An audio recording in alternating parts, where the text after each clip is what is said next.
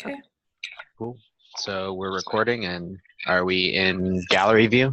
Yes. Perfect. All right. Everyone's here today. I'm Lauren. Chelsea. Scott. Sorry. Alyssa. There we go. All right. Moving right along. Who's got a joke? I got a good one, even though it's kind of insensitive. Okay. As I'm sure you're all aware, the Notre Dame Cathedral is on fire. They don't know who did it, but they have a hunch. Damn. Oh my Too God. soon. That is Too cold. Brutal. Oh, Yeah. man. Oh, sorry, that was funny. Okay, I got one. So 4 men are in the hospital waiting room because their wives are having babies. A nurse approaches the first guy and says, "Congratulations, you're the father of twins." "That's odd," answers the man. "I work for the Minnesota Twins." A nurse then yells at the second man, "Congratulations, you're the father of triplets." "That's weird," answers the second man. "I work for the 3M company." A nurse goes up to the third man saying, "Congratulations, you're the father of quadruplets." "That's strange," he answers. "I work for the Four Seasons Hotel." The last man begins groaning and banging his head against the wall. "What's wrong?" the others ask. "I work for 7-Up." That's what I got. Nice. That's awesome. That's funny. All right, I have one. I would like vitamins for my son, a mother said. "Vitamin A, vitamin B, or C?" the pharmacist asked. "It doesn't matter," the mother replied. "He can't read yet."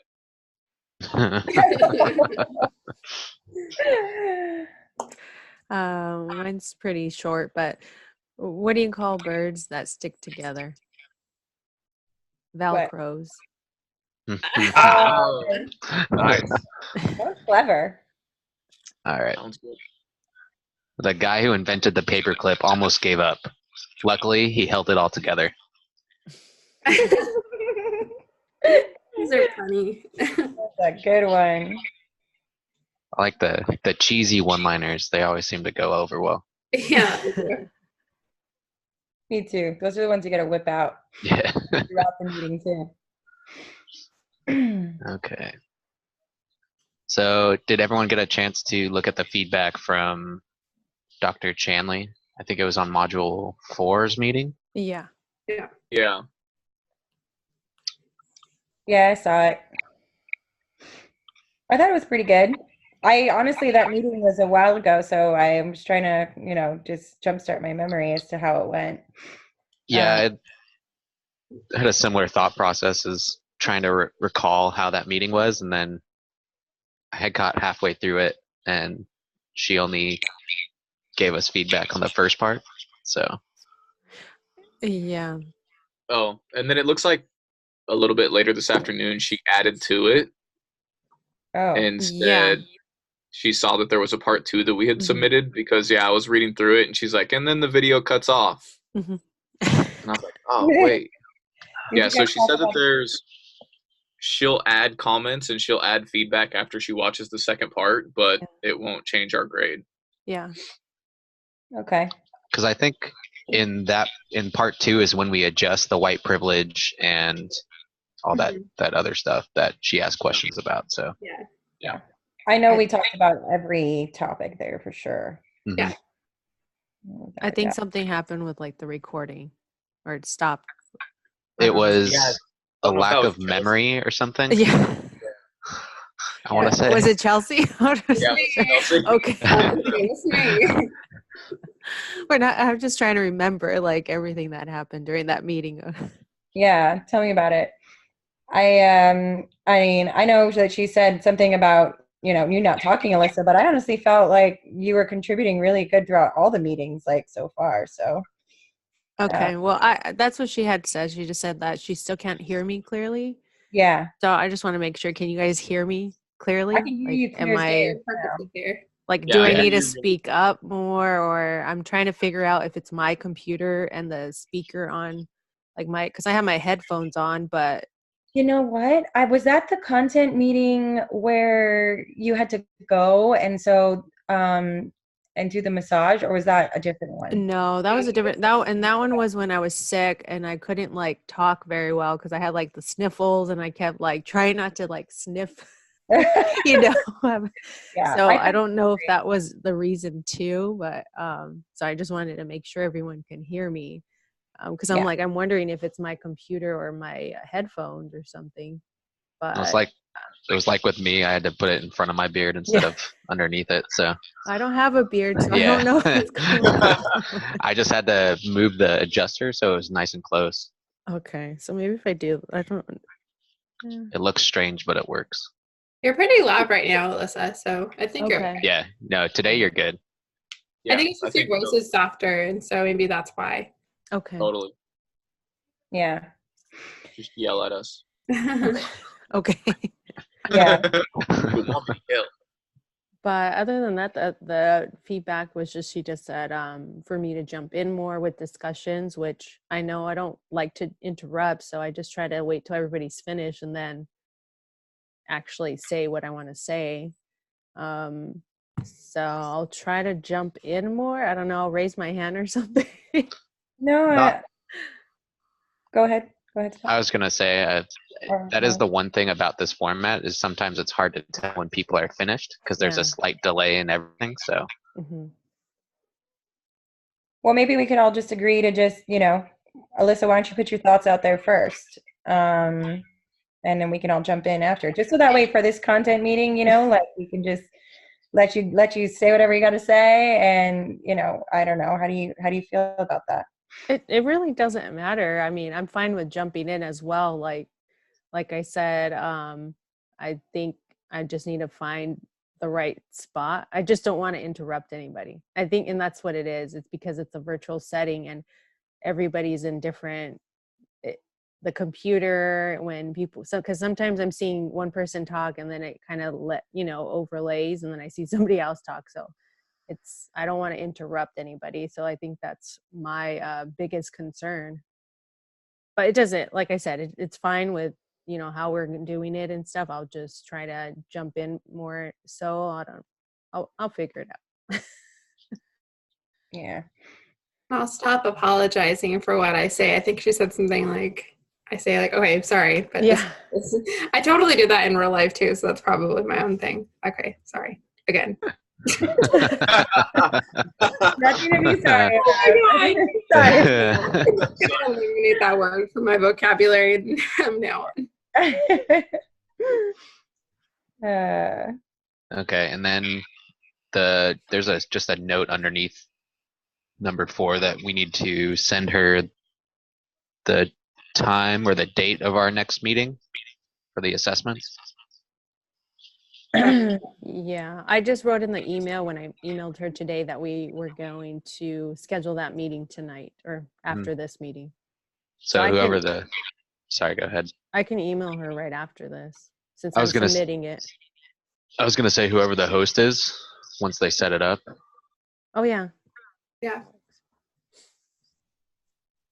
That sounds good. Can do. Perfect. All right, and then do you guys have any other thoughts on the feedback?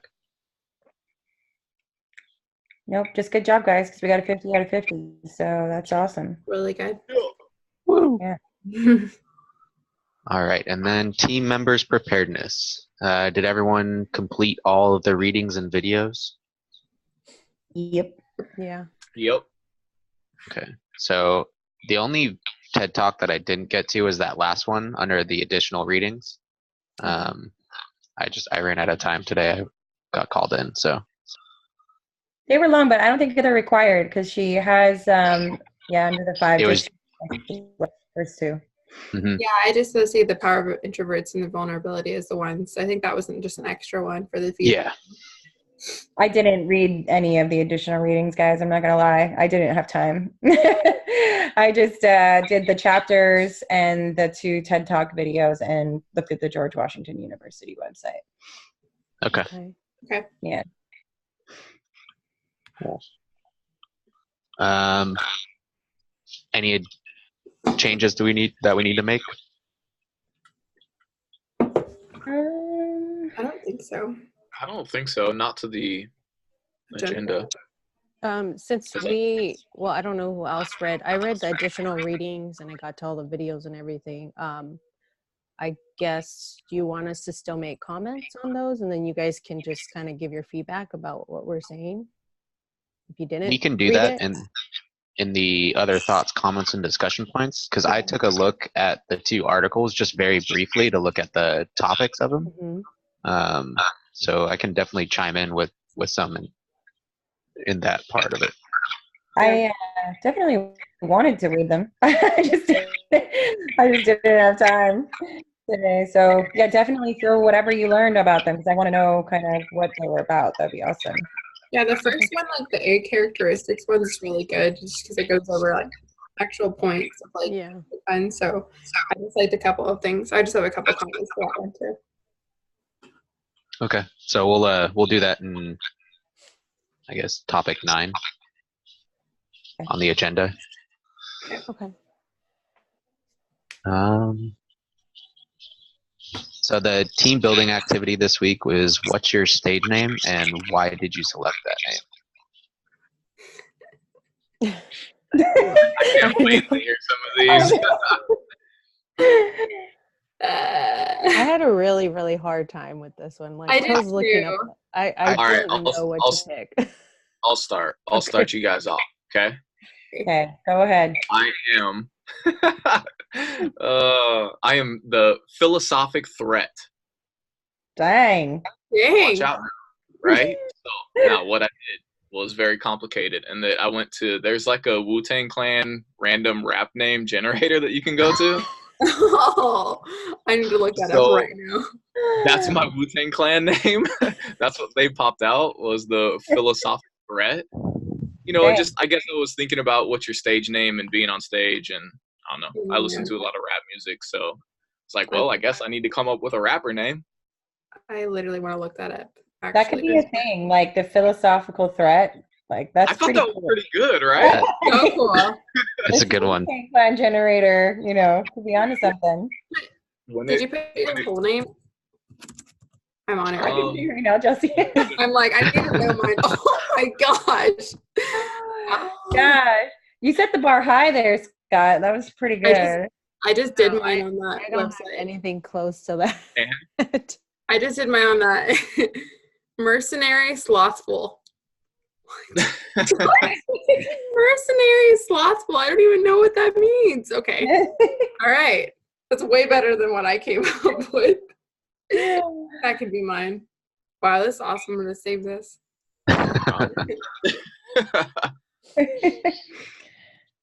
Mine was Wisteria Chalkridge because wisteria is my favorite flower, and Chalkridge is my favorite hike in Texas.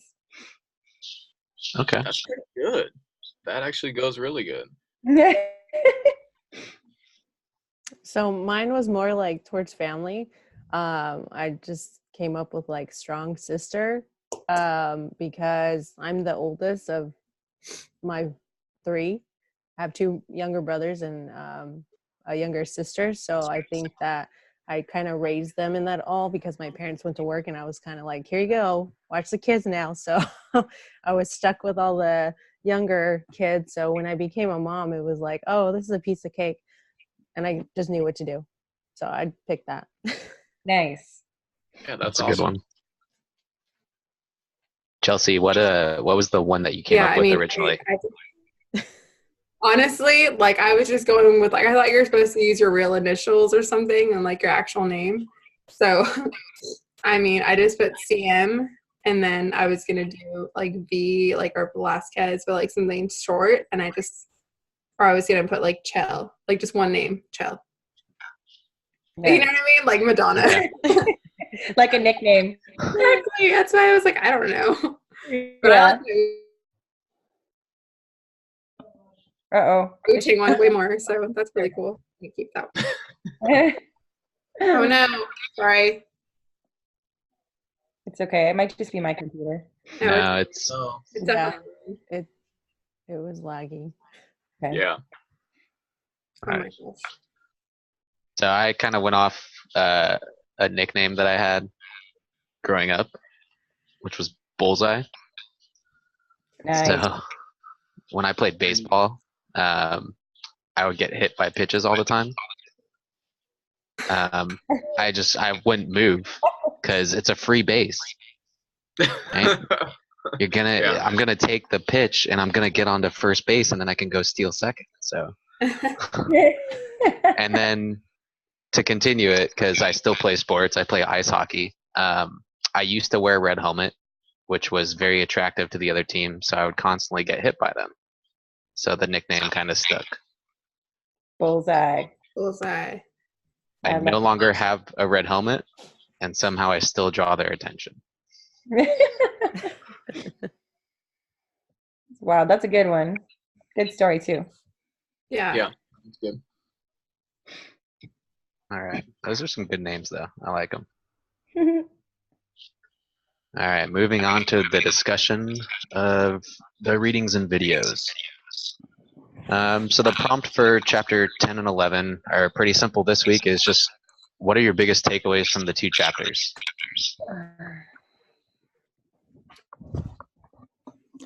Mine for chapter 10, because I already kind of, I guess I read the same exact thing for my last class, just that I'm going through right now, which is the theories in leadership, was talking about in-groups and out-groups, and why it's so important as a leader to know the in-groups and the out-groups. Like, are you part of the in-group? Are you part of the out-group as a leader? And making sure that if there is an in-group, that everyone's included, and how do you make sure that people are not, on the out-group? So for instance, when we get new hires, they're part of the out-group automatically because they're new, they don't know anybody, so they need to get to know people. And as a leader, it's important to welcome them in and make sure that everyone else welcomes them in this, in the group. So there's no groups forming or subgroups, as they were talking about as well. Another thing in the book on page 259, to effectively manage fault lines, that was something, and they had I don't know if I can bring it up really quick.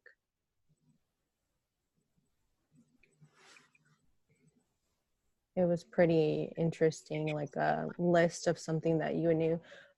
Diagnose the probability of fault lines or emerging, and emphasize task-oriented leadership early in the project.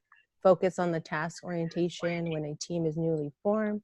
By creating energy around the task, collaboration is strengthened. 3, know when to make the switch for the team to be effective for the duration of the project. 4, switch to relationship building at the right time. When tensions are mounting, leaders can introduce social activities and discuss tensions. So I thought that was one of the key points that I brought out from chapter 10 that I thought was really important as a leader, just to effectively bring groups together and not have an out group.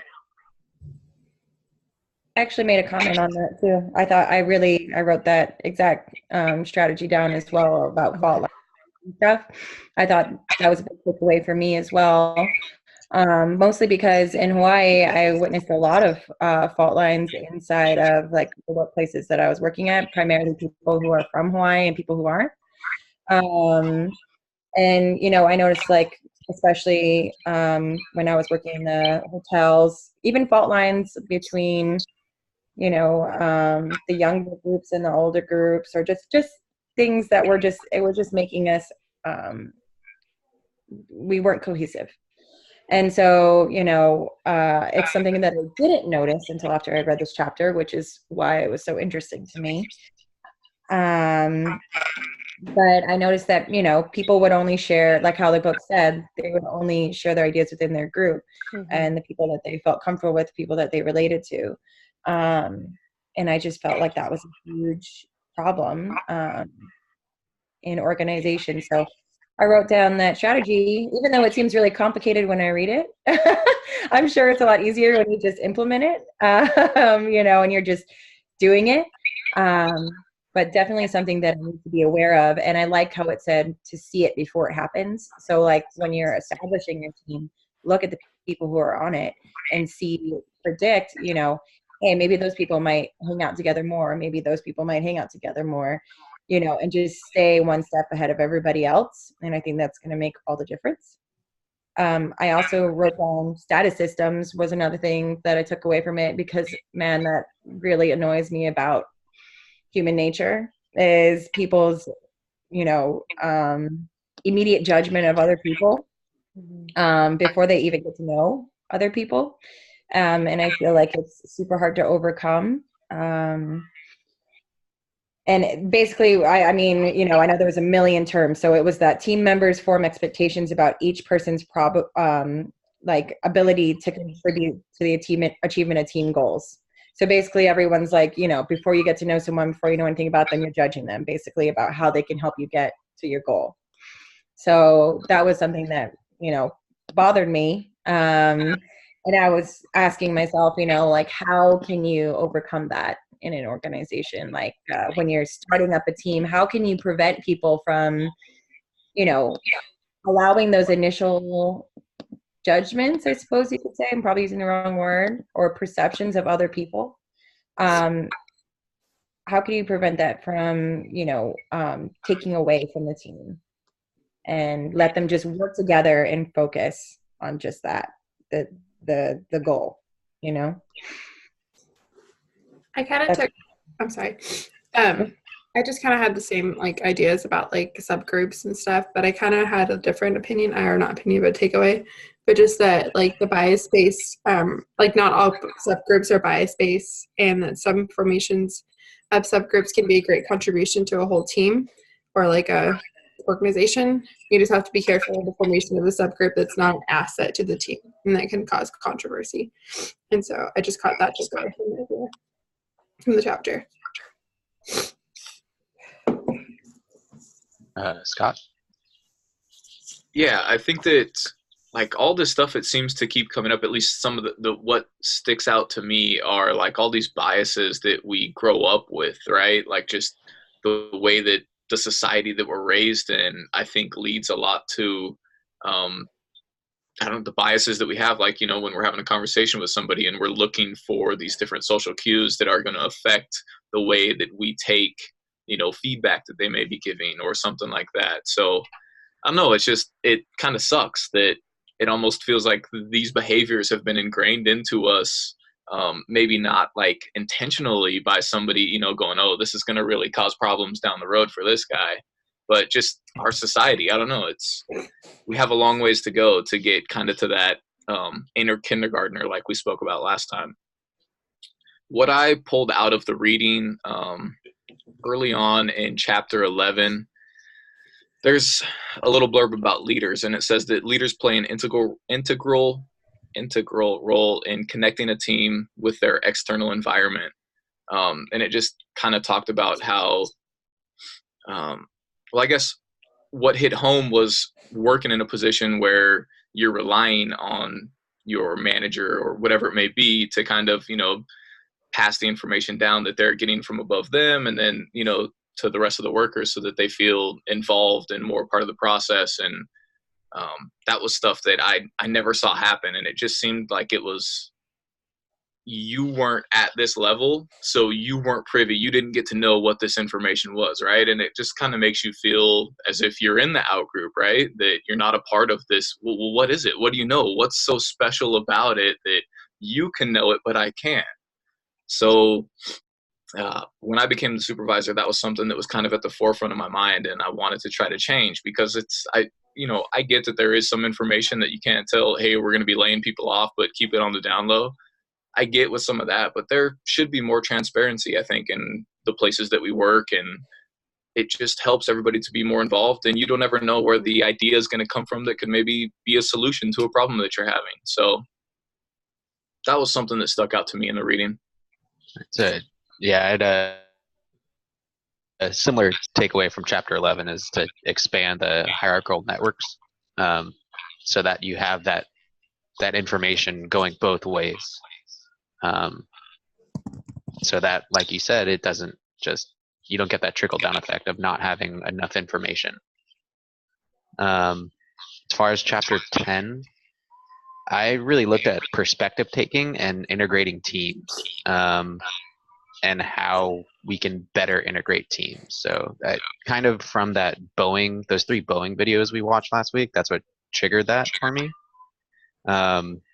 Is having, the overlap of the different teams working together. Like the example they used was Apple and the antenna team versus, I can't remember what the other team was. The speaker team. Speaker. Yeah. Oh, I don't want my computer to restart now. Sorry, hold on one second. Don't leave us, Lauren. Yeah, I need to change the time. We're gonna go 9:40. Okay, we're good. It's not gonna do it. But and then you end up with the 2 teams that are more knowledgeable about the other subject than members that are just part of that one team. So you have people that know more about antennas that are part of the speaker group than the actual members of that antenna group. So really that transfer of knowledge. The other one was having a liaison, so just a single person to communicate the information to the different groups. And then cross-team integration, which you're having multiple people part of the different groups. And just how that affects the dynamics.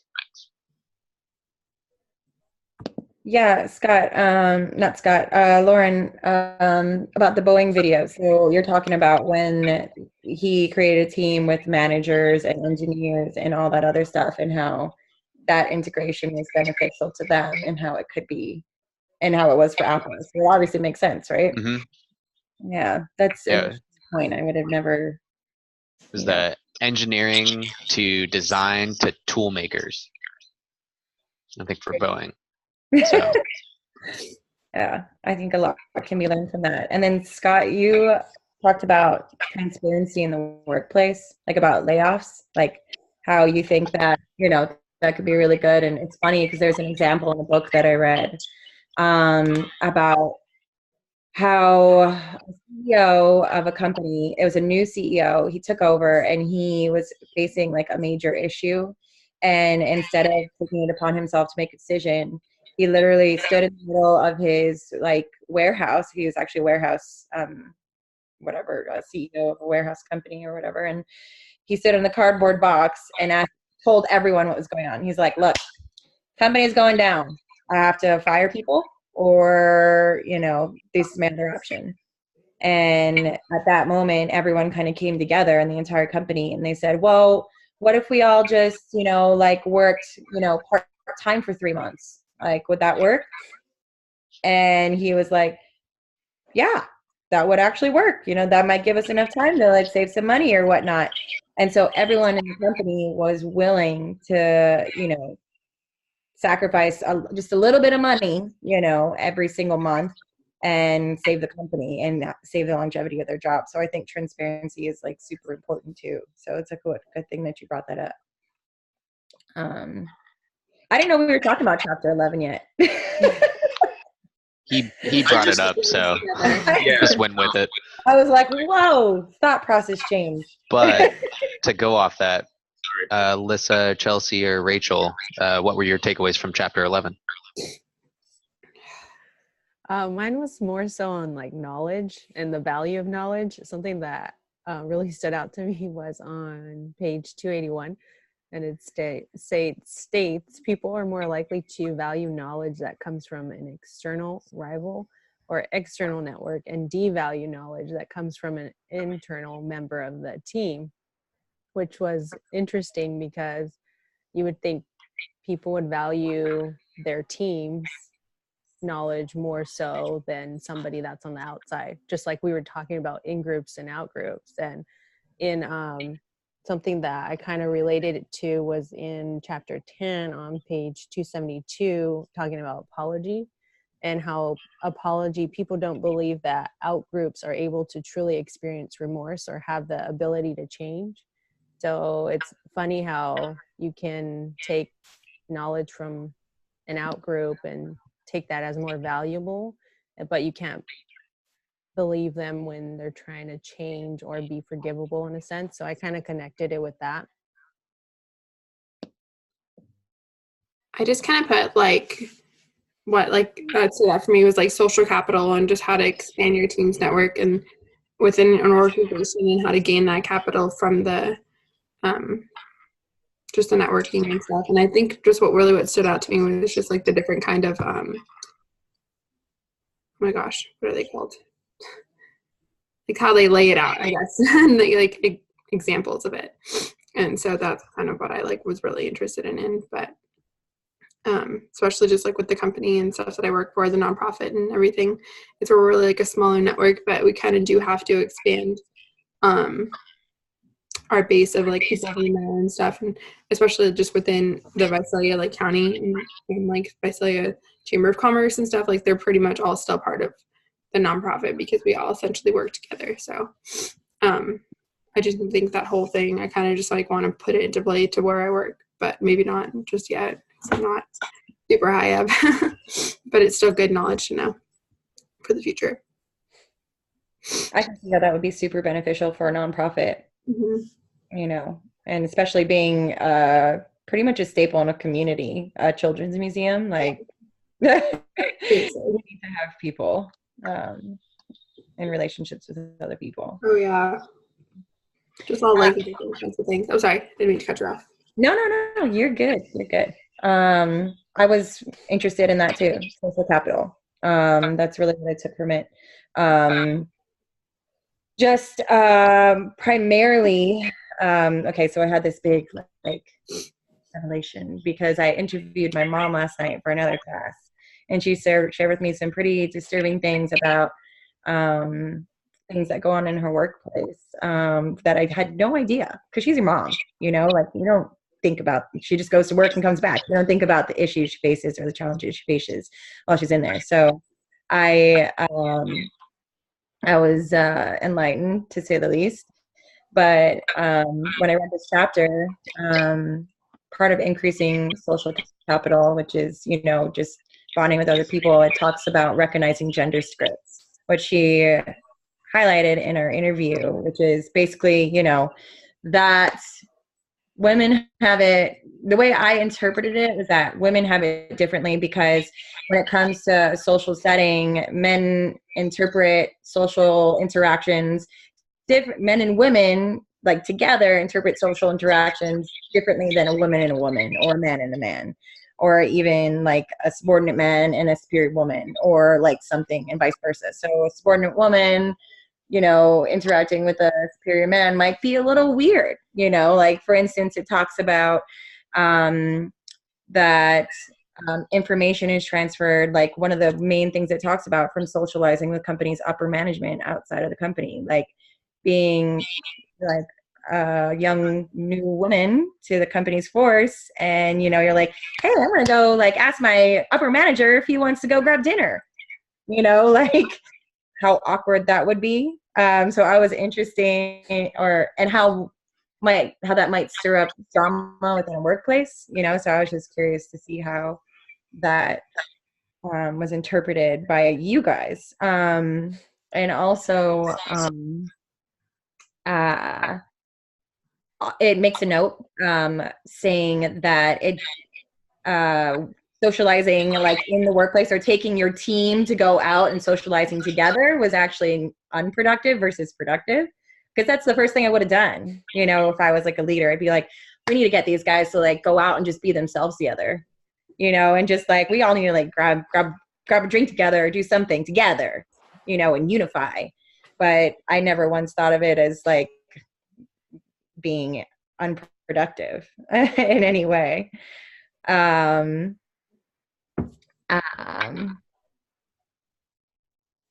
But yeah, that's all. I'm going to stop there because I think I shared enough. I kind of have an example of something you're referring to. Is just like, oh, we have a new supervisor, and he was a barista and friends with everybody, always went out with them, and then he became a supervisor, and he started having some problems because people didn't see him as a supervisor.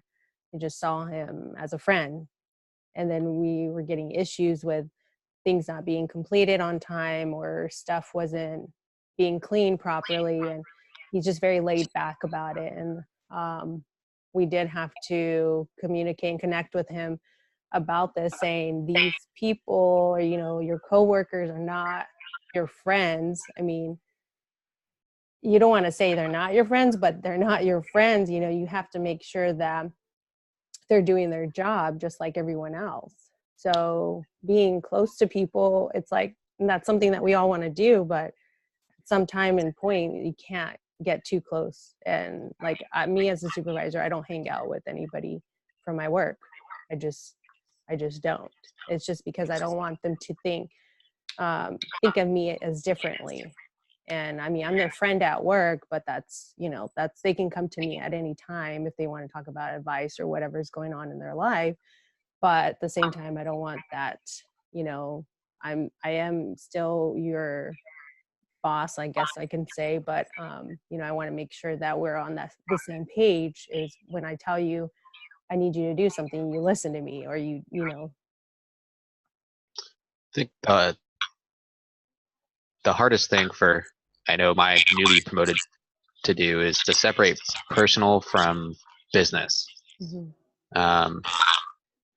And even for, I mean, myself, sometimes it's a challenge, is because there's some things that come up personally that affect how I look at my work.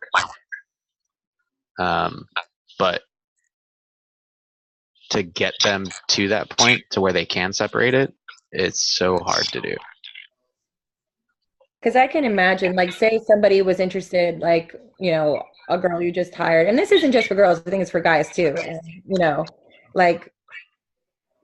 wanting to be a manager at Starbucks or something. And they're like, hey, Lauren, like, I was just wondering if you wanted to, like, go out and, like, grab lunch sometime, and you'd be like, I'm taking, that's like your immediate, kind of response. But for me, I have to be so careful about that, because that can be construed as now I'm maybe favoring her, or there could be harassment that could come out of it. So yeah, I mean, for me, it's an automatic no. I'm not going to schedule any time outside of work to meet with you.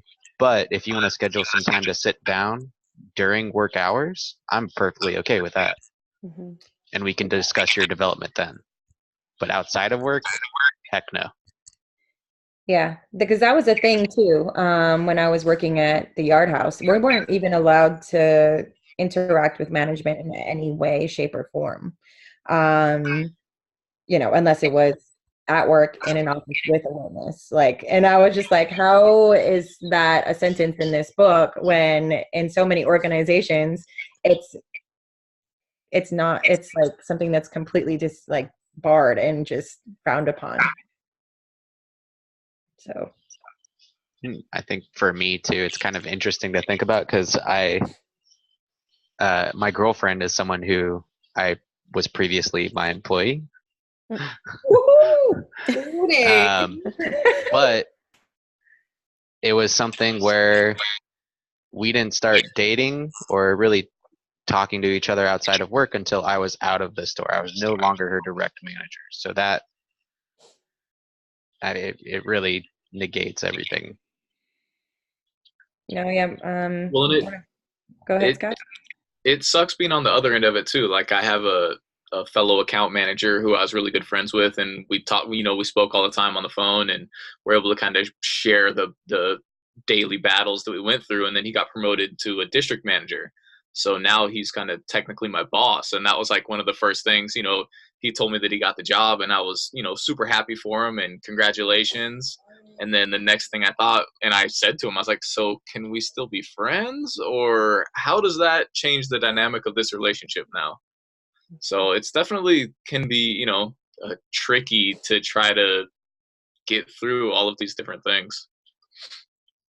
I mean, I definitely have kind of like a similar story, but like I turned supervisor at the museum, and like all the younger kids that are like work there kind of were just like super excited that I became supervisor, but they also were like, oh, so now we have to like continue to work. We're not going to just like slack off. And I was like, no, not on my like watch. And I was like, we're definitely more organized now.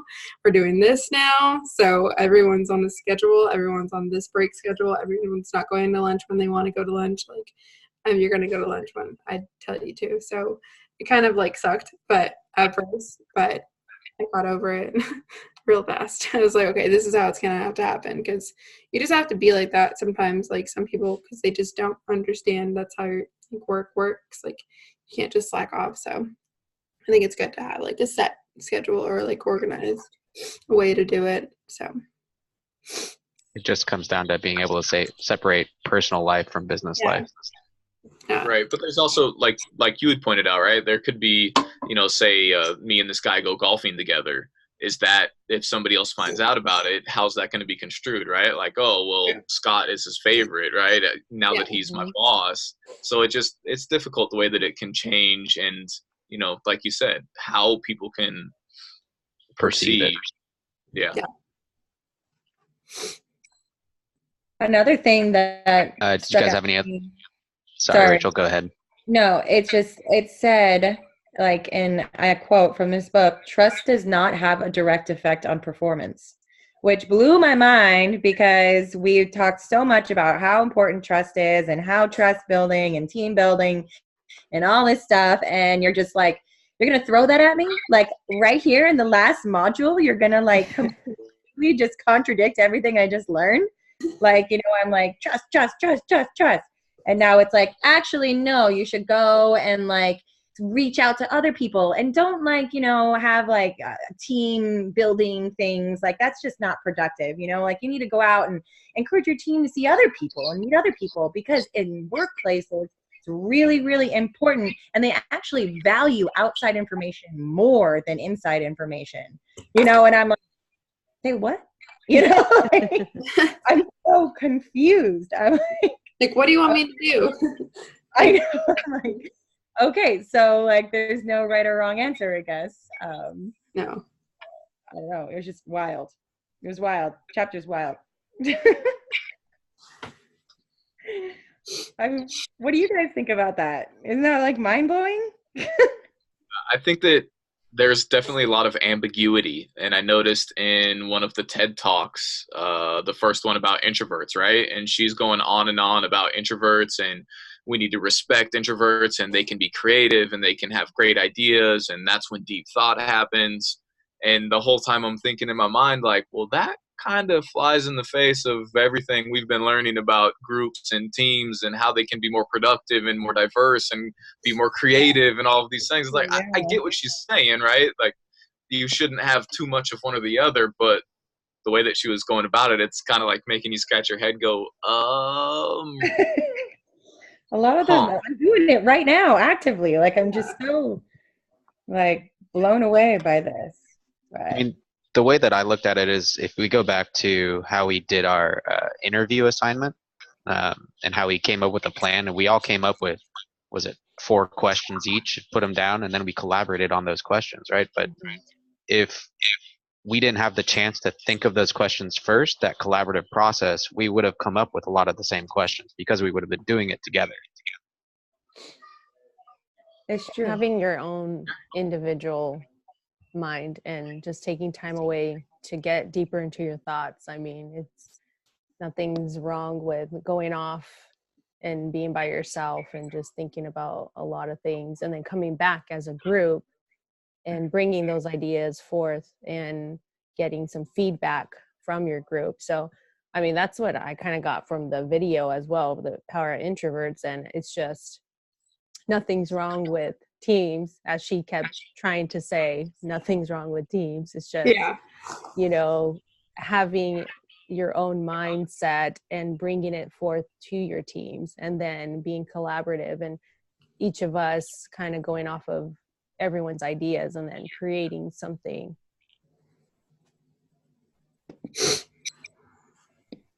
What I took from that one was pretty much like, we just gotta let people be themselves. Like, as a leader, I feel like it's easy to just kind of be like, no, it's my way and this is the way to do it. And I think, prime example would be my husband totally like that.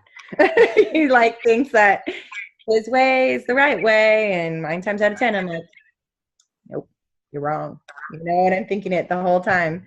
But I feel like this is about embracing people for who they are, and allowing them to contribute to the team in their own way, in their own style, which I thought was pretty cool. And the reason I was actually emotionally connected, since we're doing that REQ thing, because I feel like my son is a little bit introverted. And he's my son, and I'm not introverted. So, you know, it was really hard for me at first to like watch him kind of like, we would go to kids' birthday parties. I mean, he's only 2.5, you know, but I think it's something that sticks out really early in life. But he is not the first one to be like, you know, kids, you know, and like run around like crazy. He's kind of just like, I'm going to go over here and like play with my car, you know, and like, or like do this puzzle, which was really hard for him. Like, get up, bud. Like, go play with the kids. Look, the kids are jumping in the bounce house. Go play with the kids, you know, like, and I'm just like over there trying to push him. And I feel like it's the exact same thing with a team, you know, or with an organization. That's funny because my son is opposite of me. I'm more of an introvert and my son's more of an extrovert, and he goes up to people and says hi and like introduce himself, and I'm like, crap, now I got to talk to the parent, like, you know. That's what I tell my husband, and my husband's an extrovert and he loves going out and talking to people, and I'm more like, I just want to stay home and read a book and just, you know, be by myself and with my thoughts and everything. But my son is so outgoing, and he's always, if he sees kids, he taps on my shoulder and points to the kids, and I know that means he wants to go say hi. So we did that today, where, I mean, he just goes up to them and says hi and introduce themselves and starts playing, and I'm like, God, who is that for? Who is that? That's not me. You know, it's just, it's different, and you don't want to push them to be different. You want them to just be themselves. And like you said, Rachel, you want your son to be more open and talking to people, but at the same time, you don't want to push him too far where he gets overexerted or starts thinking, this is uncomfortable, I don't like to do this. I mean, because I was like that a lot. I just like to read my book. I mean, even in high school, I just wanted to go to the library and read, but everybody else was like, why? I'm like, because it's fun. I don't know. Like, that's me. You know, like, why do I have to sit at lunch and talk to you when I see you in classroom and you talk all the time? Like, that's just, that was my train of thought, is that I don't want to be talking to everybody. And I mean, like, putting myself in situations and being a supervisor is just, I had to be more outspoken and make sure everybody's listening to me. I had to talk to people, and it puts yourself in a different perspective. So you're uncomfortable, but you have to bring yourself out of that. And so that video had a really like big impact on me emotionally. And I just kind of could relate when she's just like, I just want to read my books. I'm like, yes, I understand that. I know. I was like, I like that video a lot, actually, just because, I mean, I used to work for a school for a long time, and I worked with kids that were on the autism like spectrum and that were emotionally disturbed. They were considered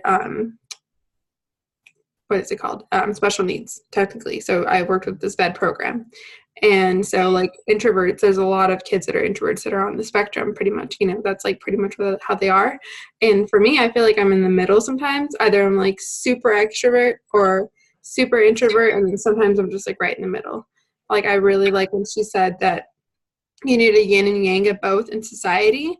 So, because you really need that solitude, and it's necessary to get like work done, I feel like sometimes. And sometimes I'll find myself like having like brain farts all day. I'm like, okay, I really need to go like into the nature and just like escape and have like an epiphany or something to bring me back to what like my thought process is and how I'm supposed to get to my goals.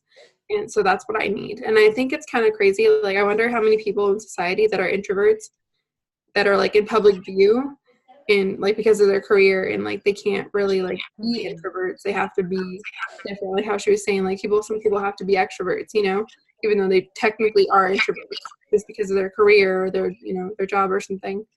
And I'm wondering if like we should start that early, like in schools, like cut back on group work and let the introverts do what they need to do. Like maybe if that needs to be like a school thing too, because they put so much like pressure on kids to be like, all right, teams, like get in teams, get in groups, and like a lot of kids work so good by themselves, and like they don't really let them do that now because they really want that socialization and get those social skills.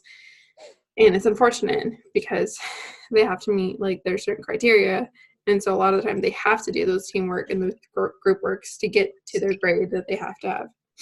But that's what I put as my REQ. Yeah, I'll be the first one to admit that I hated group work. Yeah. I still don't enjoy it very much, but Ouch. in my, I know. I mean, I like you guys. You guys are fun. But over in high school, like, or in middle school or in elementary school, you had to get in groups and you're just like, man. I despised it, especially, I was definitely an introvert in high school and earlier and still am.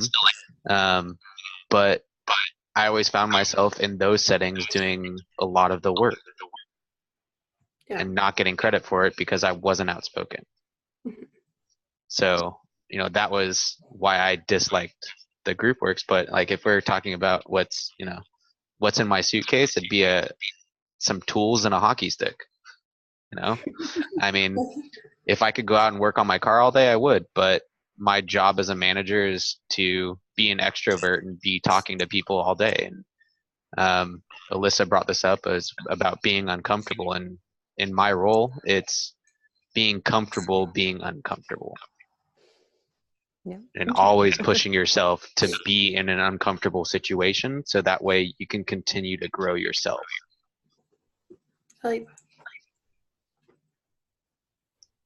That's super interesting because my question was, how can we educate ourselves more on introvert? Because for me, my sister is introverted 100%. I was always like the one going out with friends and parties and out all the time, and I feel excited when I'm like out, and I want to go to a coffee shop and sit and like eat lunch out, and like I almost feel like suffocated if I don't get into a social setting. I like we're in the military, so we move often, and I have to make new friends everywhere I go. And so I just feel like if I don't do that quick enough, I'm just like, I'm dying on the inside. Like, I'm so extroverted. Whereas my sister, she won't call for months. And I'm like, how is that possible for you? I'm your sister. Like, how do you not? But I almost feel like I don't know how to communicate with her because I'm like, how are your friends? And she's like, what friends? Or like, why are you talking so much? Like, you're annoying me, and it's just interesting because I feel like as a leader, I might struggle with that a little bit, with that relating. So I would say read more books about introverts. But can I just talk to all the introverts instead? I mean, yeah, you could do that too, and then you're going to get so many people's different perspectives about introverts and what they like to do. I mean, it's a little bit, you get your own mindset when you actually read a book, because then you put in all your thoughts and you figure out, okay, this is what an introvert likes to do, and then go and talk to introverts, and then like, oh, okay, this is why they're this way, or this is why they're this way. It's just, there's some people that like to just be at home and not go out. I never went out. I hardly have any friends, and I'm okay with that. Like, I have one friend that I see right now, and that's once a month, and that's it. That's pretty much what I do. It's just, I'm okay with it. I mean, I have mostly my family that I go to, but I mean, like, my husband is totally like, I have to go and talk to people everywhere we go, talk to somebody. I'm not like that. It's completely different. So it's just opposite, but that's just how I guess introverts they are. I mean, I would say read and watch YouTube videos. Like, that YouTube video is really great, but the TED Talks are really great. And I know they have some more videos like that. Just kind of educate yourself about introverts so you kind of have a idea of what you're going to be getting into as a leader. And because everybody's personality is different. Yeah, that's a good idea. Isn't that that girl that did the TED Talk? I think she said she made a book. I'm pretty sure she said she wrote a book about Yeah, it. she That was did. funny. It's just because she was Like like, a reader. on tour. Like, Right now, guys. She said it was like the best 7 years of her life or something. Just Yeah. being able to read a bunch of books. that's, I mean, my advice as an introvert, don't be afraid to give people space. Sometimes space isn't a bad thing. Or awkward silences. Like I'm so afraid of the silences. I can't remember where I saw this, but an awkward silence is only awkward when someone makes it awkward. Mhm. Like, so nice like dentist staring office, at people. huh? Like, Right? But I mean, I think that it elaborated saying that why do we need to fill silence with awkward conversation? Sometimes silence isn't a bad thing. True. That's very true. I'd Yeah. rather have silence than an awkward conversation. Definitely, by far. yeah, I think if I just stop drinking coffee, it'll help. Yeah, but that's not good. It's not a good thing. Oh, It's Starbucks not a good do without us extroverts, guys. Come on. Oh, don't stop coffee. It's sin. So we move straight from chapter 11 into the first TED video. Did you guys have anything on the second TED video? Sure. Yeah, I I'll mean, go next. Oh, go ahead, Scott. Okay. You can go ahead. Okay. So something that I found interesting in there was that we numb the vulnerability. And like as I was watching that TED Talk, I was kind of thinking like, gosh, when's the last time that I've felt vulnerable, right? I'm going kind of through like my day today and then any past days, and like I don't know that I've ever, I can't remember the last time that I felt vulnerable, right? But then she continues to talk, and it's, there's a lot of things that we do to kind of mask or to try to hide that vulnerability from ourselves, right? Drinking or just bad habits, stuff like that, are ways that we can kind of numb and try to hide the vulnerabilities. I don't know that I was like really connected with it emotionally. And for a question, I thought like, how could we break down some of the, I don't know, just like the social structure that leads to us feeling vulnerable in times or ways or places that we shouldn't. Like there's just so much to society that's around us that, you can be self-conscious when you walk out of the front door just because of, the outfit that you're wearing, or I don't know, there's stupid stuff where I do feel self-conscious about some things out in public, or, how am I going to be judged, or what do they think about this? And I don't know, I guess what can we do, as a society to kind of break some of that stuff down so that it doesn't exist, because it's stupid. Like it shouldn't even be something that creeps into your mind.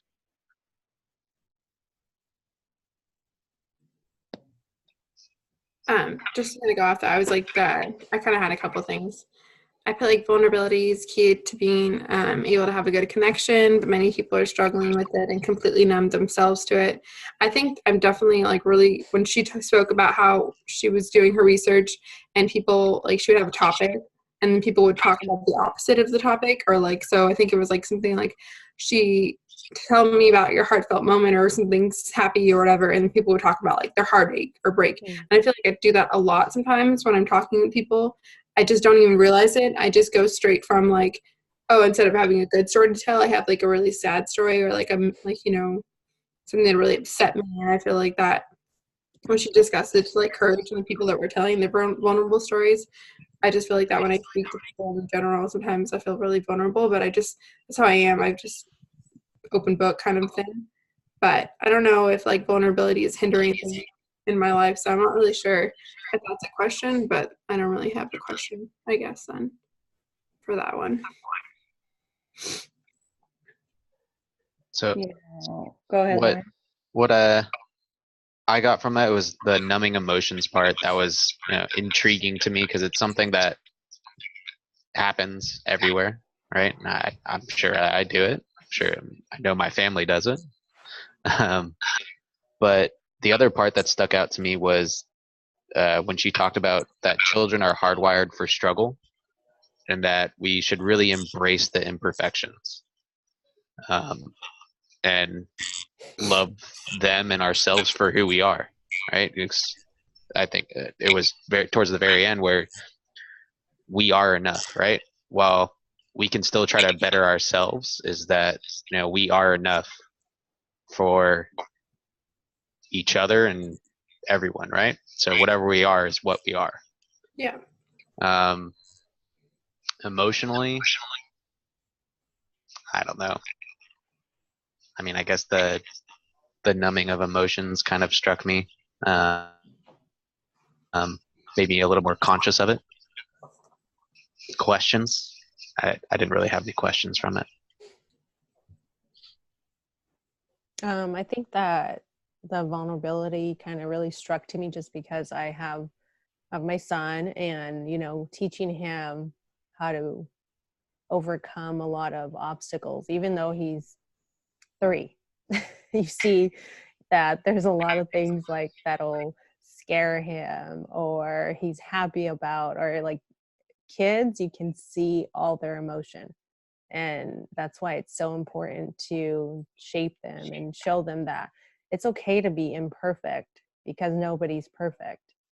And society has just kind of built this, I don't know, some type of like idol that everybody has to be perfect and everybody has to look a certain way, act a certain way, be fit, wear these clothes, wear those clothes. If you don't, you're not going to be accepted. And I think something that she pointed out was just vulnerability is necessary. We have to have it. And a willingness to say, I love you first, or the willingness to invest in a relationship. I mean, I think it really ties a lot to relationships. For instance, it could be like a mom or a dad not being there for you and letting them back in, or a brother and sister arguing with you and then letting them back in, knowing that they might do it again, or a significant other hurting you for doing something and just letting them back in, the willingness to invest in that relationship. Also, the numbing our vulnerability, how some people just numb their emotions and I don't want to feel this emotion, but yet you can't do that, or by using alcohol or drugs. Or I have a client just recently, she's a really good client of mine, and her husband just recently shot himself. So that was really traumatizing for her. And I mean, just hearing it was really just impactful. Just like, I couldn't believe it. And I haven't seen her since. And just trying to understand why somebody would do that. Is it like, is your life really that hard to the point where you give up? Some people think of it as suicide as being, giving up. He could have thought of it differently. He was a doctor. He made a lot of money, had a really nice house, had his wife, his 2 daughters. But for some reason in his life, there was something going on, and he became very vulnerable to it and gave up. So I think it's important to not numb your emotions and actually express your emotions, and talk to somebody about what's going on. And like she had said at the end of the video, I am enough, and believe that you're enough, because it's important. Because if you don't believe it, then how can you show other people that you are enough? And I think it's important for teaching our kids, like telling them that they are enough every day, no matter what. Even if something's going on in their life. At a 3-year-old, for instance, I mean, my son panics about, I don't know, I'm trying to think of something he panicked about today, because he always does. I mean, it's just like being afraid of flies. He's afraid of flies because of me. And one day I was like so scared of a mosquito, and I hate mosquitoes. And I was like, oh my God. And he saw that, and he saw the fear in my face. And he's like, now he's like scared of flies. And I'm like, no, they're not going to hurt you. And I feel so bad. I'm like, oh my God, don't, like, you're fine. You're good. You're going to, pull through. But growing up, it's challenging, especially with like teenagers. And I mean, I see my stepdaughter and what she goes through, and she's had straight A's since she's been in elementary. But her dad and her mom both push her, you better have straight A's because you're not going to be able to do this, and that. And I personally don't agree with it. I don't think that a kid needs to be perfect, and their grades as well. Like, as long as they try their best, I think that's important.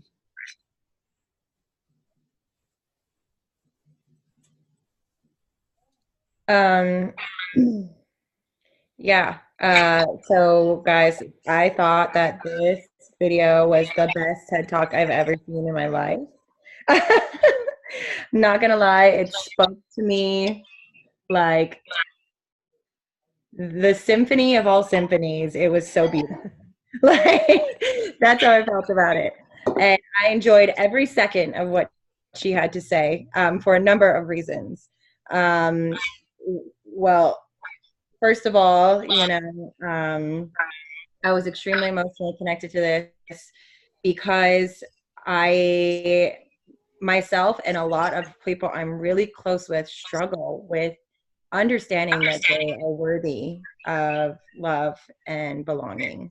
And one of them is my best friend in the world right now, who's very lost and confused. And I've tried so hard to get her to understand that there's a man who's in love with her, but she keeps questioning it because she doesn't feel like she's worthy, right? And that was like something I was trying to communicate with her, but I can't seem to get the words out, and she just spoke it like right there, bam, And so I felt connected in that way. And another reason is because my mom, she is an alcoholic. She's been sober for 6 years, but she's an alcoholic. So she struggled very much with feeling vulnerable and masked her, vulnerabilities with alcohol.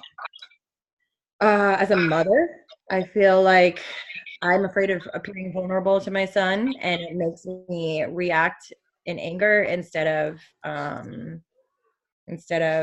like apologizing and just being real and authentic and being like, mom's not perfect, sorry, instead I'm like, why would you do that? Or just stop, just let me please be perfect, and get it all right, and it's just so silly for me to act that way. She said that the one thing, or the things that she discovered about wholehearted people, they have the courage to be imperfect, which I struggle with because I always want to do everything right in my life and have to let that go. Compassion, to be kind to themselves first before other people, which I think is so important. If you don't do what's right for yourself, like, if you don't put yourself first and serve yourself first, I mean, as much as that makes you seem selfish, it's not. In the end, you're going to be happier and be a better person because of it. That's my personal opinion. And they let go of who they thought they should be in order to be who they are. And I think and embrace vulnerability, which is, even on like my social media page, I'm not going to post my dining room table the way it looks right now, like, with my kids, like macaroni and cheese anymore. That makes me vulnerable to judgment, like they're gonna be like, man, you're a messy mom, like, dang, look at your house, like, do you ever clean, or like anything like that. But really, I know the reasons behind it. But if I would just embrace it, I'd probably be a lot happier, because I'm being true to myself and be like, no, this is actually who I really am. Or look at my kid, like making a really weird face in this picture, but this is what he looks like every day. Like, it makes me vulnerable to judgment, but I mean, whatever. So it's just like, I don't know, it really stuck with me. And then, that you are imperfect and you're wired for struggle, but you're worthy of love and belonging. I want to say that to my kid every night before he goes to bed. I think that's awesome. But my question was, how is this relevant in organizations and teamwork? I didn't really, I mean, personally, I took a lot of emotional feelings from it, but I was like, but how am I supposed to apply this to, team building and all that stuff, organizations? It seems like it's more like a personal thing. I think you have to be vulnerable in a team just because, like, especially teams like this, like a virtual team, just because we don't really know each other outside of this team, like when we talk. So we're pretty much, especially when she said, like, I say, like, I'm sorry a lot, it's just because, like, we're talking about stories of, like, our lives or, like, whatever. We're talking about our work, our, like, personal lives and stuff, and, like, bringing it together with the information that we're getting from the books. And I think it's pretty vulnerable of us to actually put that information out there to people we don't really know. Technically we're strangers, after from the first meeting, but now we're actually probably friends after this. But it's still, you have to definitely be a little bit vulnerable to bring those stories to the table. Like when Melissa shared a story about her husband, or just stories about our friends or work and stuff. I think a lot of vulnerability has to bring to that point, bring us to that point. So maybe that's why. That's a really good point. I never thought of it like that.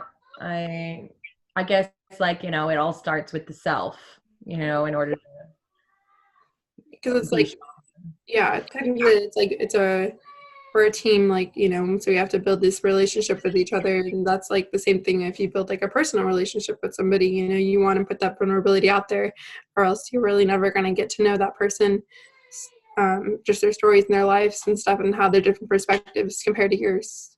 So maybe that's why, but I really enjoyed the video as well. So the chapter for, I can't remember which one, but talked about trust and not having to trust to be good performers, right? But building that trust also allows the team to be more cohesive, right? So that's what I would think too. I would think that in order to build trust, you need to be vulnerable. You need to share some things about yourself, learn more about each other. I don't know. I'm just trying to wrap my mind around it. No, it's a good question though. I don't really have an answer. Yeah, I'm just curious. But I like what Chelsea said about, it's kind of like a self thing. If you can be completely comfortable with who you are, every decision you make is going to be your own and not based off somebody else's. So you live pretty much like a, ethically sound life, if you will. You're just like super, happy with all the decisions you make. I just think it's cool that we had like the introvert video first, and then afterwards it's like the vulnerability video, just because it kind of like, I don't know, I think they went really well together. Maybe just because, and I don't know how the feedback went. That was a different one, so it's completely off from the other two. But I guess as a leader, you could build respect, by being vulnerable, like how he said in the video, things like oil spills or this happened, and they just try to throw all these excuses at it, instead of just being like, I messed up, guys. I'm sorry. I'm a human being. My bad. I'm going to fix it, like instead of doing that and showing that vulnerability could be applied to this or to that context. That's the thing that I can think of. Makes you relatable. Yeah. We're not superheroes. Anyway. That's all.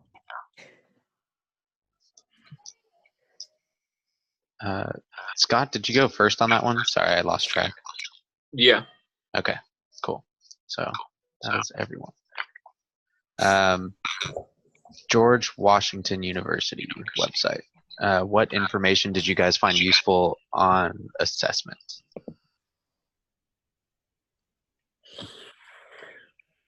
I think that like just the strategies for assessing learning, like identifying learning strategies and processes in relation to team goals. I think just in general, identifying each other's like learning strategies before, for your team is really just good information to have to see how you guys can work in the process, and move forward from there. and then it said like identify strategies needed to close learning gaps and learn from assessments to improve future achievements. I think the assessments, like learning strategy assessments, are really good. Like I think I've taken several from my other classes, and I would bring them to my work and just have other people do them just to kind of see how everyone ranges from their different learning strategies. I just think it's really good information to have as far as like a teamwork and for your team. For me, it was the team assessment biases, and that we may provide positive ratings to others due to empathy or fear conflict. But really what I got from that is don't be afraid to be negative in the feedback, because negative feedback is also constructive. And that was in one of the articles. Yeah. But to be constructive, and that negative feedback can be more beneficial than being positive. Yeah, I it's like agree. taking constructive criticism like a champ, I think is what it's called, that one. That's the article. Mm-hmm. Yeah. You guys want to hear a funny story? My first job interview, they said, what are your, negative qualities that you could say? And I said, well, I don't really respond well to criticism. And they were like, well, we do that a lot here. So I don't know if this is a good fit. And I was like, I don't know what I just said right now. And I was 14 years old and they said that. So yeah, criticism, being good about criticism is really important. I think it's just how you, how people say it, like how people tell you what they're trying to say, their feedback. So I think one of the last TED videos when they were talking about feedback is if you tell someone they are bad at something, it reinforces a fixed mindset. So I think changing your words and choosing your words wisely, and just don't say you're really bad at this, so I need you to fix something. So don't use those thoughts, and don't use those words. Use a Is that you language versus me language yes for us? Yeah, exactly. And that'll enhance what you're trying to get through. So yeah, it was like something like having like an emotional connection to the feedback, and then because if you don't have that emotional connection, you won't remember it. Yeah. And that's like really true. Like if I don't like really take what they're saying, and like it just goes right over my head, if I don't really grasp it, I probably won't keep it. But I was looking at the benefits of assessing teams. It's interesting because I almost wish that we would have assessed each other like halfway through and then assessed each other again. Because so many of these things, it says enhances team performance, enriches relationships, improves entertainment, but our time together is over. And so it's kind of sad that we won't be able to see the benefits of assessment after we do it. yeah. So it would have been really fun to do it module 3 team assessments, and then do it all over again and be like, hey, this is what you're doing, awesome, we've improved way better. Yeah, I think that's a good idea, because I know Dr. Chanley gives us feedback, but hearing it from all of you probably would have, I guess, changed it a little bit, because it's just from it's from the professor, so you're like, okay, I just need to do this. But to hear it from your teammates, I think would enhance it a little more. True. I was in drama for 6 years, through high school, then through college or junior college too. And we would critique each other right on the spot after each performance. So I kind of got used to the whole critique in front of people thing. And I was the beginning when I first started doing it, it was so hard, and I would cry. It's what? You don't think I'm a good actress? And just start bawling my eyes out. And then after that, I was like, okay, I'm taking this and I'm going to use it for the next time, and just improved. And so there you go. Ha! Just kidding. I got you. Cry on demand. That's like a really good thing that actresses can do, you know? Yeah. I don't do that for the life of me. I probably could. But I won't. Yeah. Agreed. I was the same thing as Rachel with the benefits. I don't know, just kind of the way that my brain works is if I'm learning something new or given a new tool, I'd like to know, okay, so how is this going to help me? So I thought that was pretty cool seeing them spelling out kind of the benefits of assessing teams, and yeah. Very cool. Well, it should be fun. Yeah, that's our next be good. meeting, right? So Yeah, that's our assignment for the next meeting. Yep. coming Fun. for you, Alyssa and Rachel. I'm just kidding. What was that? Said I'm coming for you guys. I'm just kidding. It's all fun. Yeah. I mean, I loved working with this group so far. I really can't think of anything negative, I'd say, but I'm going to try really hard because it's constructive. Let's make a promise that everyone says one thing negative about everyone else. I like that. That works. At Have to least dig one. deep. That way no one feels bad for doing it. I'm gonna go back and look at what Dr. Chanley said about you guys and be like, okay, that's what Go they said. based off of that. Just reword it.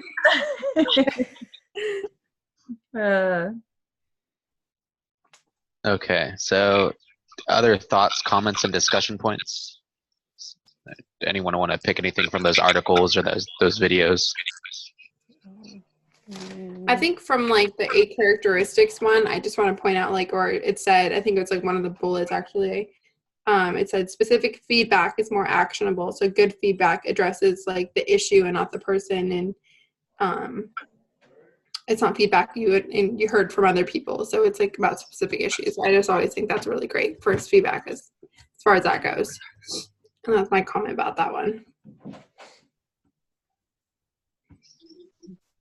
I like the good feedback, or it should be a dialogue, not a monologue. So it should be a two-way conversation. Totally.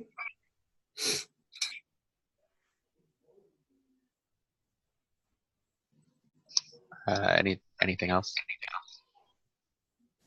No, I pretty much had the same thing with on the 8 characteristics. I pointed out the good feedback addresses issues, not the person. And then the other article was like kind of a list. The first and foremost was stop your first reaction. So I think that's important because when people are trying to give us feedback, our first reaction might be like, well, angry or upset or thinking, well, what makes you know that this better than I do? If it's somebody on the same level, especially. So I think stopping our first reaction and think about what we're going to say back is important. Yeah, I really like the first sentence really of that article was that he envies people who graciously accept constructive criticism, because it's so hard to do, but if you can do it, it makes you such a big person and it makes you able to grow so much more. True. I think what's hard though is if you have like your upper management and they give you feedback that is not very like they're more critiquing you on a lot of things and it just kind of hurts you instead of helping. So it's really important for upper management or your boss to choose their words wisely, because it could like really hurt you and you might just quit. Because I know a couple people that have gotten feedback from other managers and they're just like, I hate this job and I want to quit. But you have to talk to them through it and like, well, what do they say? Like deconstruct it. And even if, a manager that doesn't know how to speak to you the way you want to be spoken to, you can still deconstruct what their thoughts are. I think that important point comes up from the other article is to pick your spots and don't give too much feedback at once, because you can definitely overload someone. I think that it's also important to to follow up with the feedback that you've given, right? I know that, like, in my position, if I receive feedback from my boss, I'm going to do my best to be better at, whatever that point, whatever that feedback is that he gave me, I'm going to try to do better. I think that it's important for us when we're in, leadership positions to then, if you see that person has made adjustments to their behavior or they've gotten better at something that you pointed out, let them know. Hey, you know what? We talked about this. That's awesome. I've noticed that you've been doing a lot better at this. That's great. I appreciate it. I think that a lot of times some of these like feedback scenarios, I know that at least with what I've been involved in, it's all forced on you by the company, right? You have, 8 people under you. You need to make sure that you do reviews, but then you just do it because it's a formality and that's it, right? You get it done, you check the box, and then you don't ever think about it again until the next year and the round of reviews comes around. So, yeah, I know that, like, for me as a worker bee, it'd be nice to have some follow up on the feedback and address, that you fixed it or you haven't, or. I like that idea a lot. I think that would be super beneficial because I feel like immediately after, and when you do give that feedback, like, give it like the next day or like, the next, because I feel like people try their hardest immediately after to like show, you could be like how Alyssa was saying, like, you reinforce positive things, you don't want to like focus, because people are automatically going to focus on the negative thing, like, yeah, just like that. That's exactly what I'm looking for. Do that every day, for the rest of your time here, and then they're going to come back and they're going to do that every day for the rest of the time there, rather than them doing it, and then they're like, well, is this right? Like, he hasn't talked to me in a week. Like, what? And then they're just going to revert back to their old habits. Yeah, totally. So, yeah, just being on top of it. Maybe even like after the thing, be like, come and find me tomorrow. Like, I'd like to talk to you again. Just in case you're like too busy, you forget. Like, don't leave tomorrow without talking to me. I'd like to talk to you again. Like, or do something. But I think that's a really good point to bring that up. And I think that's also a sign of an effective manager is someone who follows up with their staff. That's one of my jobs is to follow up with my staff and make sure that they're following through on the commitments that they made. Yeah. I think note taking is a really good habit. Like, oh yeah, make a list, because I'm a list maker for sure. Yeah. Talk to so. Did you check this off? Did you check this off? So. Yeah. So once something has a date on it and you use it for work and write it down, it's a legal document. So if you write down some coaching and it has a date, time, the person's name, everything like that, it becomes a legal document that then you can use for corrective actions, reviews, anything. So, pro tip. You could say, on today, I told you that this is... Pro tips by Lauren. No.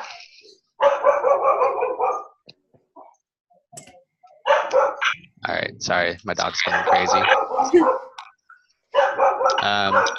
Do you guys have any questions for Dr. Chanley?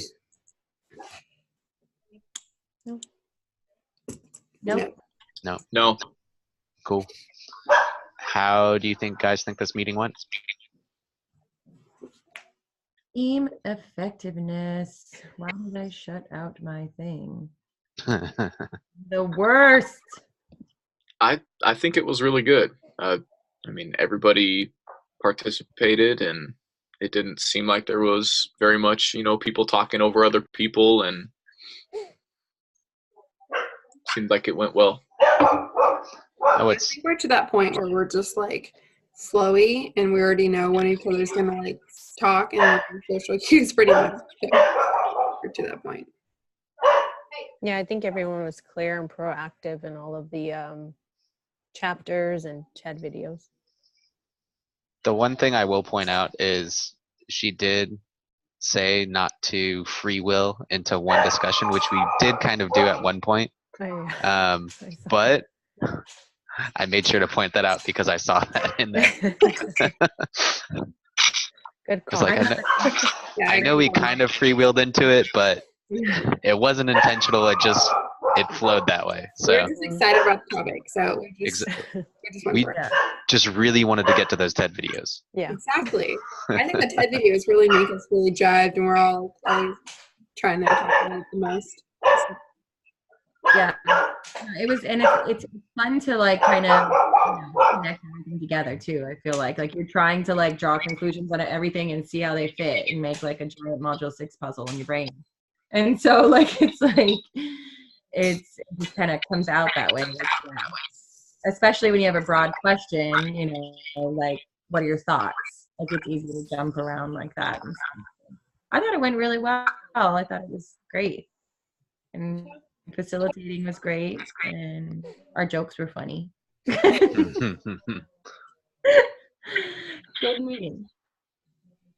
Any changes for the next one?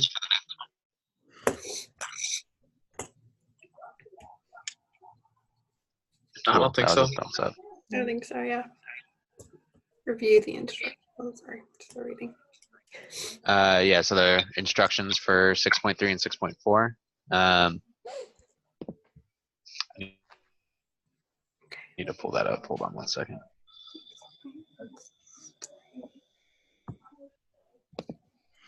Guys, I can't believe we're like done. I know. What do we They're have? so fast. It's crazy. God. 2 more meetings? 2 more Literally, meetings. Two more meetings. 2 more. No more Man. chapters. No more. Chapters. Wild. So for the next one, it's really sharing our feedback. Yeah, the instructions for both. Are we supposed to read the actual form? Because I have them printed out right now.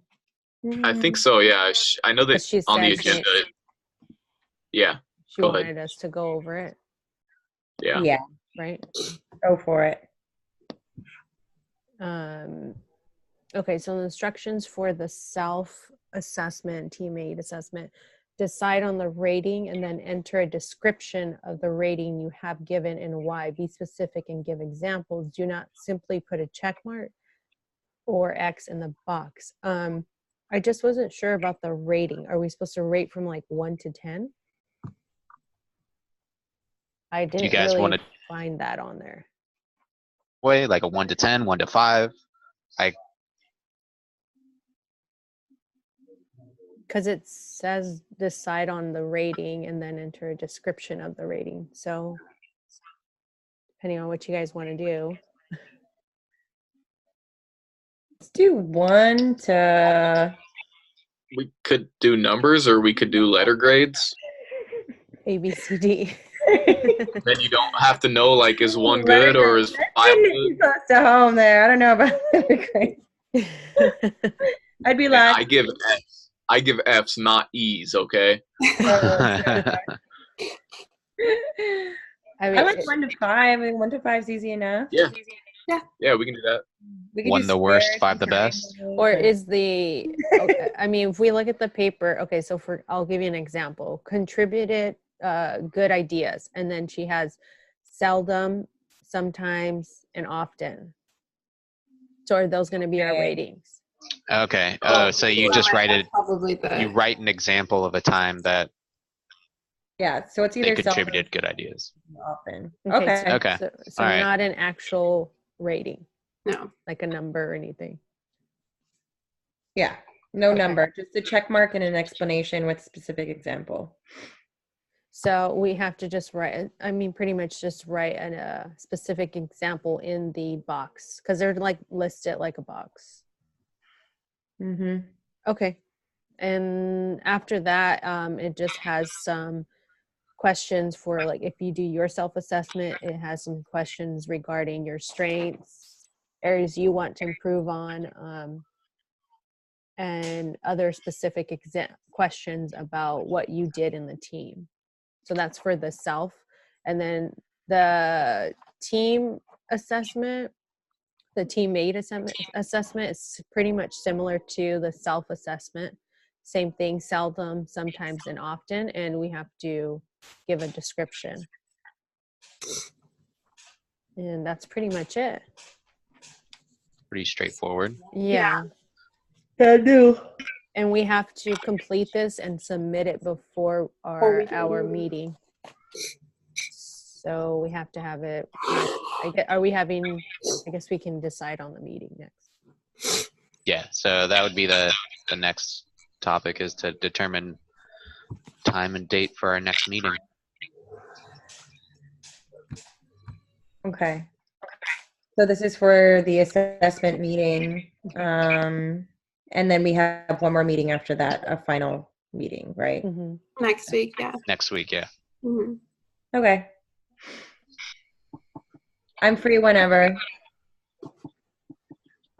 I'm okay probably with everything except for Sunday for Easter. Yeah, of course. Easter for me too. Friday? And 'Cause then Friday, what time on Friday? Just because, yeah. Chelsea has to party. No, we have a huge get together at my parents' house for Oh, fish right on. fry. It's like Good Friday, so.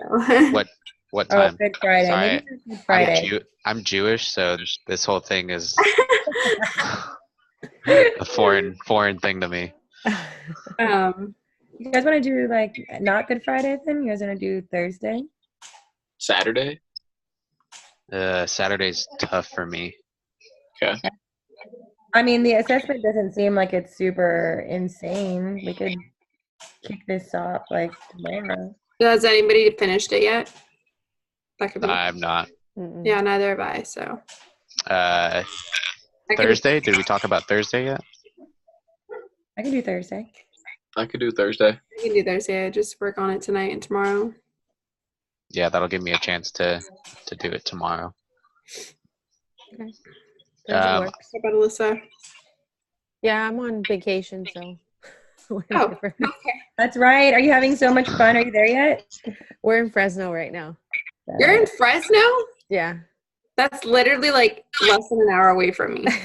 Yeah, and then we're heading up to Lake Tahoe after this. I was just in Tahoe a couple weeks back. It's so nice right now. I love it.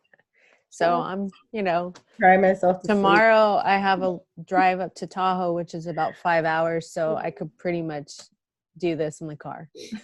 Yeah. Nice. So that's Okay. fine. Thursday works. Seems great. Thursday, 6? Do anyone want to do 6 again? Thursday at 6. Yeah. 6 works. Cool. Yeah. So we'll have all the assessments submitted before the meeting. And then we need a host and facilitator. Do we have an agenda for that one yet? I'm sorry if it's already there in an email. I haven't. I didn't really see tracked all- it. I didn't see an agenda for it. Yeah, maybe not yet. It might be in an email. That's entirely possible. We got a bunch of them in the past few days. No, it wasn't. I read all of them. There wasn't in Okay. there. Yeah, there wasn't like a specific email saying that there was an agenda for the. I'm not sure if we're just supposed to go. If you read the actual, like go to the modules and go to sharing the assessment, it tells you. She tells us how we should do it. Okay. So go down to the 6.4 and then it says, she kind of gives you, this meeting should come after you have held your content meeting. Each team member should share one strength that they identified on the self-assessment and one area they still need to improve in and how they plan to do so. Provide specific examples. Next, a team member should identify a strength and an area to improve that they have listed on their assessment form for 2 of their teammates. And then from there, the student who rated the person should share their ratings with him or her. And then it's supposed to just kind of like go. So if I'm sharing my strength and my weaknesses, then somebody else needs to share their strengths and weaknesses about me. Okay. That makes sense. Yeah, that's interesting. Okay. We can I can- coordinate it like that. I can facilitate if you guys want, or I can host either one. I mean, unless she's coming up with a scheduled meeting, but so far I haven't read anything. Rachel, do you want to host? That way I can facilitate because, I haven't really got external hard drives so that I can put all this storage on there. I can do it. Okay. Yeah, no problem. So I'll email Dr. Chanley then our date and time too. When I Okay. say- And then I just want to clarify, we're just reading a strength and weakness. We're not reading our ratings for each box, correct? It looks like, I mean, you can probably read it, but it sounds like we're just reading a team member should identify a strength and an area to improve they have listed on their assessment form for two of their teammates. Yeah. So the two teammates that you have, you're going to share a strength and an area to improve. Okay. That makes sense. I bet you she's going to take our assessments and send them to us in an email later and we can all review it. But as far as like, there's really no point in going down the list and being like seldom, often, sometimes. Like, Mhm.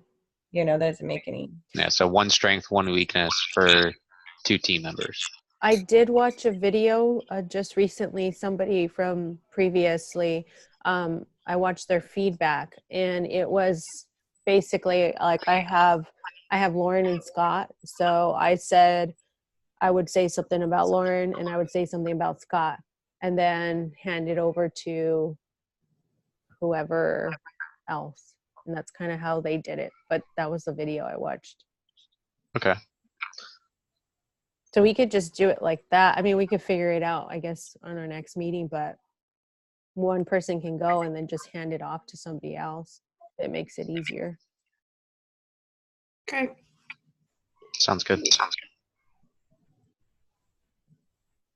Cool. Well, that All right. would conclude today's meeting. Okay, Um, sorry. To Dr. Chanley.